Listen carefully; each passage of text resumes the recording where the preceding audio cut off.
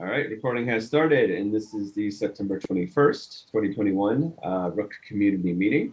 And so we can dive on into our milestone checkups, and we've got a 1.6.10 scheduled for later this week, along with another patch for 1.7, which will be 1.7.4. So I don't know if the boards are super up to date, but let's take a look at those statuses real quick, starting with the oldest.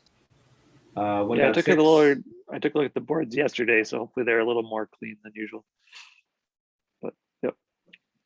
All right. And so any highlights for pressing things to get out in 1.6.10, or is more regular routine? Yeah, I don't think so. It's just been about a month since the last patch release, so I think we do have a few fixes in there. It'd just be good to pick up for a sort of cadence release. Solid done column too, by the way. 93 items in the done column there for all of 1.6. That's pretty nice. Mm-hmm. All right, yeah. Let's see. And there's a lot more, honestly, that probably weren't tracked properly in the board. Yeah, that's life. So 1.7.4 then on the same day on Thursday, typically there looks like it has more things potentially waiting to get in still and make it. Mm-hmm. Well, and those, I think nothing is really in the blocking release there. So some of those PRs are kind of bigger things in progress. So we'll see if any of those actually make it into the Thursday release. Got it. So there's nothing that's like the NF super urgent pressing. Bucket notifications, definitely not. And actually, that bucket notification should be in the 1.8 board. I don't think we want it in the 1.7 board anymore. This one here? Yep. Okay, let's go ahead and move that then to 1.8. Yeah, it's just a really, well, wait, before you do that real quick, actually, that's right.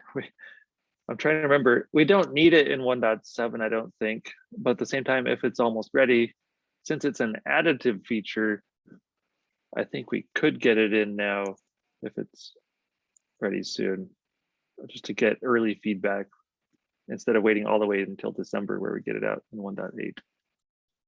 So the only issue with that is, I think, as you said, it's an enormous PR, which requires rebase now. And I think once we rebase and then eventually merge, then the backport would be even harder,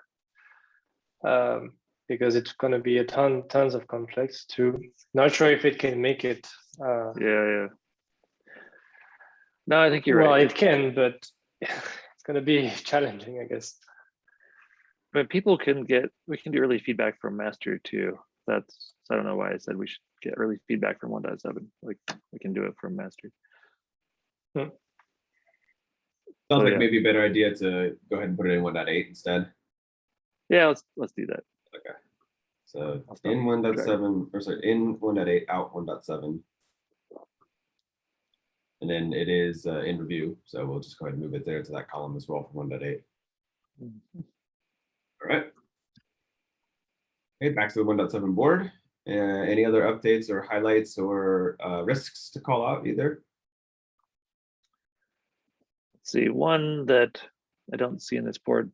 So our Ceph 16.2.6 came out last week, and Seb just merged a PR that will get it working with 16.2.6.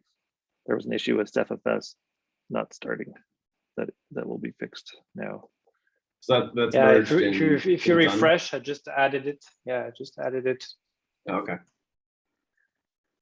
I mean, we can make it blocking release if you want. Well, did it merge already? I saw the backport PR, but it's about to be merged. I mean, once we fix Helm, well, I guess. Yeah, right. It should be passing because everything else is passing too. We just need to get the Helm fix sorted out, which should be blocking release, I guess. Right. Make sure there's not actually an issue. Hopefully it's just a test issue, but yeah. Yeah. Hit with And that we- in the blocking release column then to get better visibility on it then. Yeah, we don't have an issue open for that yet. I'll open one when I'm looking at that this afternoon. Just yesterday, we noticed in the 1.7 branch that the Helm tests are failing consistently. So, yep, we'll get Okay. that done. All right, any other items for 1.7? Not that I can think of. I think there is also, I have one PR to fix the CI failure, which we don't see in 1.7 yet, but I think I'd like to have it in 1.7 anyways. We have a flappy RGW multi-site. So I just added it. Yeah, this one. So I think the PR should merge today or tomorrow, and then I'll backport it in the process. I think it would be good to have it just to make sure we have 1.7 even more stabilized. And not critical for the release though, but just for our own CI, I guess. Cool. Sounds good. All right. Then I guess we can go ahead with those items identified and knowing what we want to get in there for the Thursday release. We can kind of take a look at progress on 1.8, which as a reminder, we're looking for the release being scheduled for around the first week of December to start cutting release branches, get the beta out there, get feedback, and target December 8th for an actual release. Right. And as Blaine brought up in the previous meeting, I think KubeCon China is around then the 9th and 10th, I think, or 8th, 9th, 10th. So we'll have that release out right about that same time. I think that'll be good timing. Nice. Do we already get signed up for a maintainer track there for KubeCon China too? Yes. Satoru and I are signed up for that one. Nice. I haven't seen any details yet about when we need recordings and all that. But Yeah, I haven't seen any of that sort of stuff either. But yeah, replied to the survey and signed up. Cool. All right. So big 1.8 stuff. Any risks to call out here, or things that people have blocked on or anything like that? Yeah, I don't know that there's a lot to talk about. I mean, in previous meetings, we pointed out that while we're removing Nautilus support, we're changing our minimum Kubernetes version to 1.16 that will be supported, so we can get rid of the V1 beta 1 CRDs. That's the main motivation for that update. I mean, 1.15 is pretty old at this point, so I think we've given people lots of time for that. And then the Flex driver being removed is the other big one. And the tool is still in progress, as we got a demo last meeting. So Jared, if you ever need a recording to watch, you can see the demo on the Flex tool migration to CSI. Oh, nice. And yep, so that's in progress still. Did you send Steve a thank you card for his efforts on the Flex driver and how many years that lasted? Right, that was a pretty good run, but yeah, nope, I long haven't run heard from Steve in too long. Yeah. All right. Okay. Any other items of note then, besides those big ones? Yeah, I'm not sure if Cozy is going to make it. We should probably open 1.9 already to move some of this stuff out. Yeah, I haven't seen any traction there. Yeah, I think Jeffen told me he's gonna follow up on it next week, as some of the design has changed, I think. So I'm not sure. So I guess next week we will know a bit more.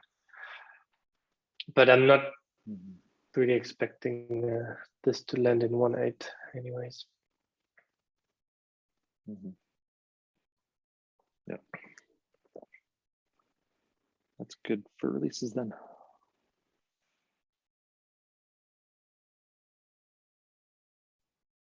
Okay, so that sounds good then. We've still got a couple of months there, so we're still early in the cycle for 1.8. Yep. Progress is being made though. All right, so we can then, I think, move along to the community topics section. And I know we've made a lot of progress over the last months, let's say, on getting rid of our dependency on Jenkins. We've got some releases that have run without that that behemoth as well too. Travis, from your perspective, are we about there? Yeah, so we've got the GitHub Actions working in the 1.6 branch from a month ago. And so our latest 1.6 and 1.7 branches are all in Actions. The new NFS and Cassandra repos are all running on their Actions, and the release almost 2 weeks ago already, 1.7.3 was from those branches. It's all working. I don't see any reason at this point to keep Jenkins running. I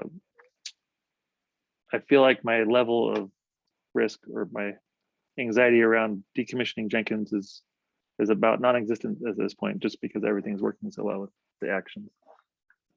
So can anybody see a reason to not decommission Jenkins at this point? Yeah, there's literally no parts of our builds that are going through that path anymore, right? Right, that shouldn't be at all. So is it still like in the background, watching PRs and spinning up, builds and stuff on its own, but it's just not doing anything, or is it not even connected to or watching updates on repos anymore? Let's see. It shouldn't be building anymore because there's no more Jenkins file in master or 1.7. So I think if you backport to 1.6, it probably is picking up and building those PRs, but we're not looking at them. Is there any conflict? The webhook is still there. No, sorry. I think the webhook is just, is still there. Once we decommission, we just remove it. And then we cut the connection to Jenkins that way. Mm-hmm. True. Yeah, so we should remove that webhook completely. Is there any conflict or anything with like in 1.6, the Jenkins file is still there. You merge a fix into 1.6. Does Jenkins try to run and then push build and publish artifacts in addition to the GitHub Actions also? Is there conflict there? Oh wait, no, I must have misspoken, because we're not publishing or anything from 1.6 anymore. So that's right, we removed the Jenkins file from 1.6 branch as well. Otherwise we would have conflicts, you're right. I must have been thinking about, just before we did that, it was still picking some 1.6 things up. But yeah. Got it. So yeah, it looks like there is, a month ago for most everything, and then 5 days ago for a branch indexing on a PR. But so if we remove the webhook though, then we wouldn't expect to see stuff like that, right? Right. Yeah. Probably an error. Yeah, so if I look at the latest 1.6 branch, there is no Jenkins file. That I just confirmed. Cool.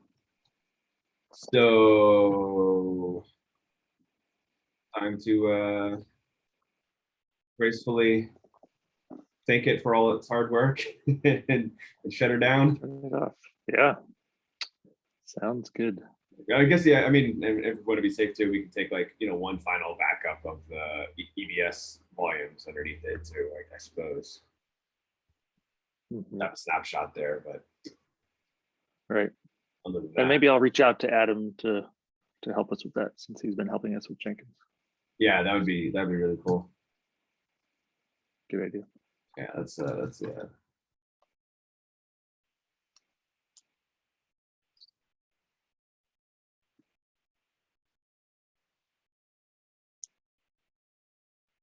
Mm-hmm. Thank you, Jenkins. There we go. Okay, that's for 5 years of service, I guess. Yeah, multiple years of work there.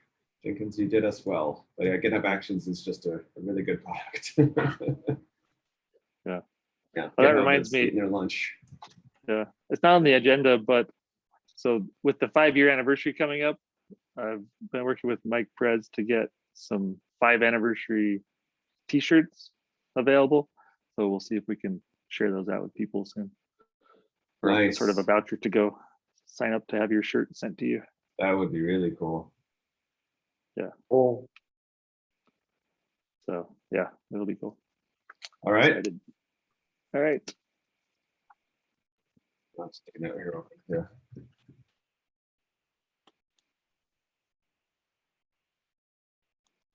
All right. Okay, so I know there's been a ton of work on getting NFS and Cassandra out into their own repositories, and really good work on driving that. Blaine did want to give us an update on all that stuff? Yeah, or maybe it's already been said. It's done. It's working. The help docs all have their own landing page. Have you seen it, Jared? Yeah, yep, definitely. Yep, we're keeping up with that and checking it out. Yeah, I'm really pretty pleased with how all that turned out. I think that was really good effort there. Cool. Yeah, I think in the previous community meeting, we did a quick walkthrough of that. But yeah, I think we're good to go there. Blaine, anything you want to add? No, I know the final tidying up with the docs and stuff was pretty much all you. So I definitely appreciate that bit of it. I'm glad this is, yeah, glad we're done now. Mm-hmm. Yeah, so going forward, release schedules will be completely independent. Contributions will be independent in their own repos. It'll just be all goodness. So yeah, and thanks so to GitHub likely Actions for making it more possible. Yeah, definitely. And so likely then we if there's not changes, there's no effort going into Cassandra or NFS and for the 1.7, there would not, we would expect 1.7.4 to be a book Ceph only release probably, right? Right. So maybe as we put our release notes in this agenda here, we should say 1.7 for Ceph.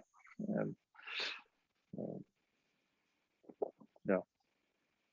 So yep, only Ceph has had updates since then. Yeah. Yep, that sounds great.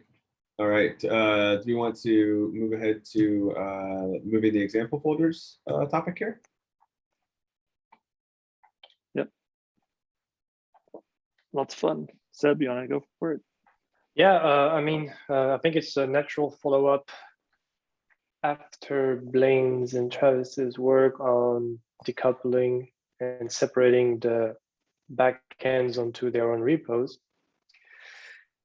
It's just suggesting to get a cleaner root repo where essentially so today we have a directory called cluster where you have to go in and then you get examples, then Kubernetes, then Ceph. We're just proposing to simplify all of that and rename this to deploy, which essentially means deploying. And then inside the deploy directory, then you have the charts that you can use to deploy, and you have not actually, this is outdated. Then you have examples, and then you have OLM. So yeah, this is essentially what the change is about.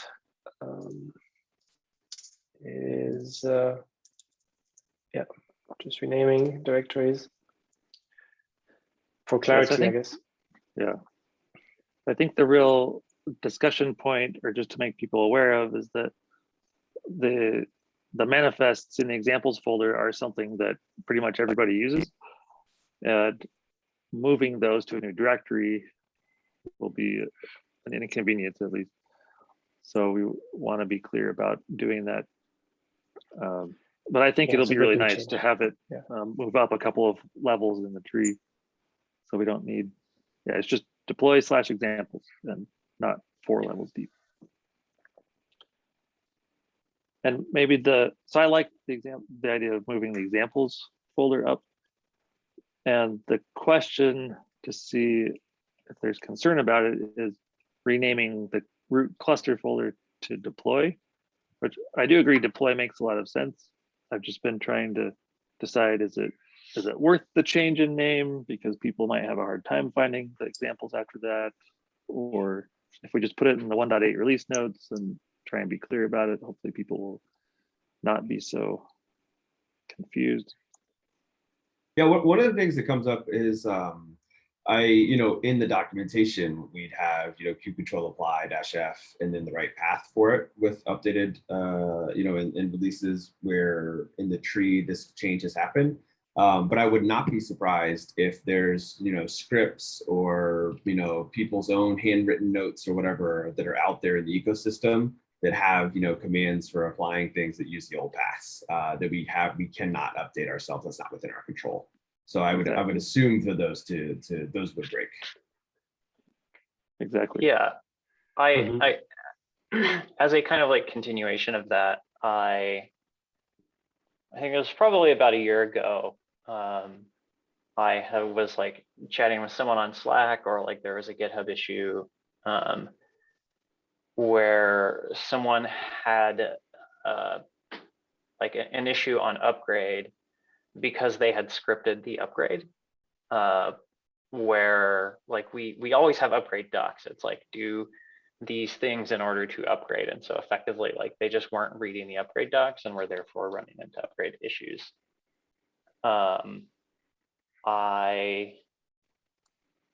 I mean, ultimately for me, like if they're scripting around something that is called an examples directory, that is like, they should know that they're doing that at their own risk.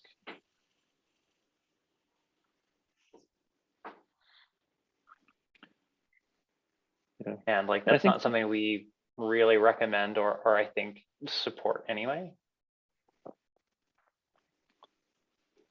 Right. Well, there's nothing that guarantees that the structure stays the same, for sure. Mm-hmm. And I agree, we don't need to officially support maintaining those paths forever. And changing the path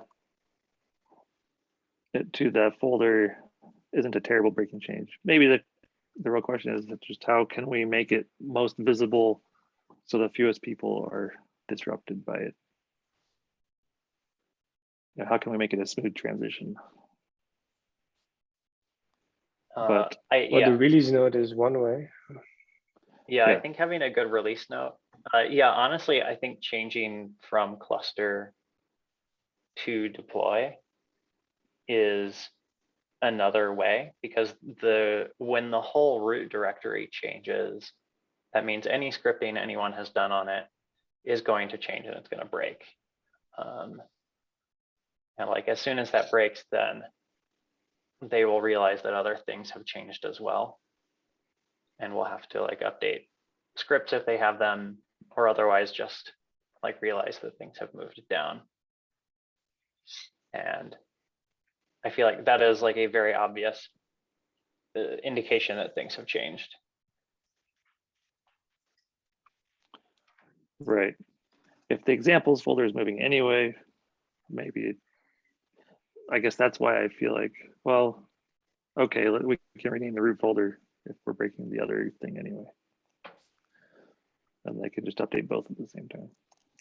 Yeah, I feel like it is in a way better to have updated the root folder also, because that is like, that is sure to break any sort of scripting anyone has. At which point then they can go figure out what has happened if they didn't read the release notes. And the documentation and our blog and the tweets. Right. Yes. Right. Yeah, okay. I mean, I'm on board with the change. I just wanted to make it a very obvious thing to the community, as obvious as possible, so we can minimize the pain. And also, like, we removed Kubernetes and stuff, so everything is broken already. Even if we keep example the way it is, and even if we keep cluster and examples, then everything is broken underneath anyways. So I would say let's just go with that. The benefit overcomes really the small breakage. Yeah.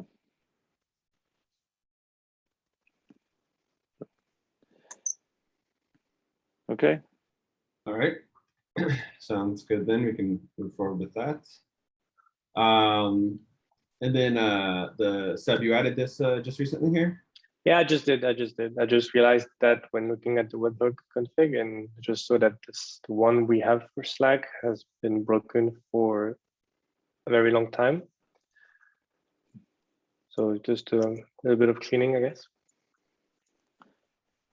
Is that so that when builds fail, we get the Slack notification, or which? Honestly, I have no idea. It's older than when I started working on Rook anyways. So maybe it's just like push notifications on Slack and when someone opens up a PR or an issue. What channel is it supposed to go to, Seb? To the Slack channel, I think. I think it's something like if you open a PR, then you get a Slack notification in the Slack channel that someone has opened a PR in Rook or an issue or something. Yeah, if it's been broken for a really long time, and I don't even think I knew about it necessarily. Okay. It sounds like it's not providing much value. We can remove That's that. right. So yeah, I guess just let's just remove it. So we can remove the Slack one and the Jenkins one, basically. Right. Yeah. And that's on the GitHub side. That's like in the GitHub settings. Okay. GitHub settings. Yeah. And the webhooks. Right, I'm just deleting it right now. Okay. Also delete FOSA at the same time. Right. Yeah. Oh man, so a couple weeks ago, I was going to bring this up. The FOSA license scanning was green for a few days a couple weeks ago. So, Probably good an error on their side. Right. But now it's broken again. So I guess we still have to maintain my action item. I thought I was going to be able to remove that action item, but not so much. Yep. What is the reason why we keep it? I thought that when we checked with CNCF, they were just okay to remove this, or? Well, so I think they pretty much asked that we replace it with another tool like SNCC or okay. something. So I think we have to do a little work. Maybe we should just go ahead and figure out that work instead of me dragging my feet for months. Yeah. Is that the recommendation they made to use SNCC, whatever it is? In our meeting last week with Amy, she said they did just get SNCC, sort of access for SNCC for all the CNCF projects. I don't know the details of what that means, but we can totally use SNCC instead of FOSA.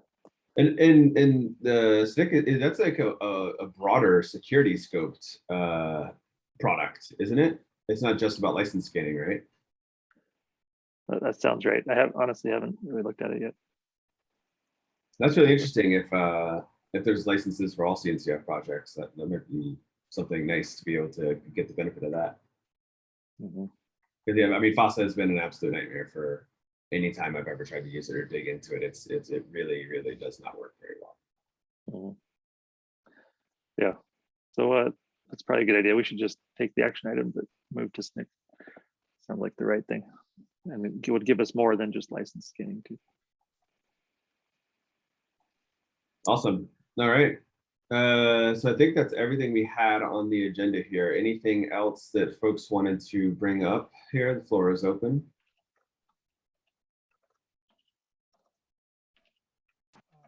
One question, or maybe for Travis. Oh, that's really quiet. Is that Shabam?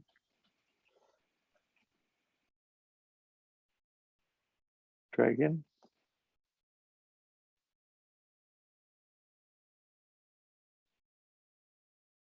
Still can't hear.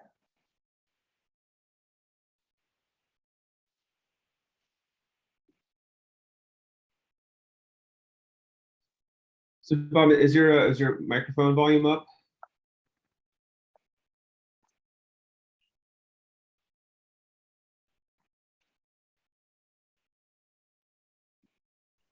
It looks like you're on mute now, so maybe yeah. Yeah, if you want to follow up maybe on Slack then, Spam, if you have something else there, we can keep that conversation async. And then it looks like Travis addressed the chat message as well too. I just saw that. Yeah, I think Is that We about will be able to shirts? ship. Yeah, we will be able to ship the shirts to India. That's what Mike indicated. But I guess we'll see what happens in the end. We don't want to put out fake news there. All right. And I think Subham may have been logging out, logging back in, or changing the microphones there. No, admitting a new Subham now as well too to the meeting. Let's see if that fixes their audio. Oh, we've got two now with no audio. Oh.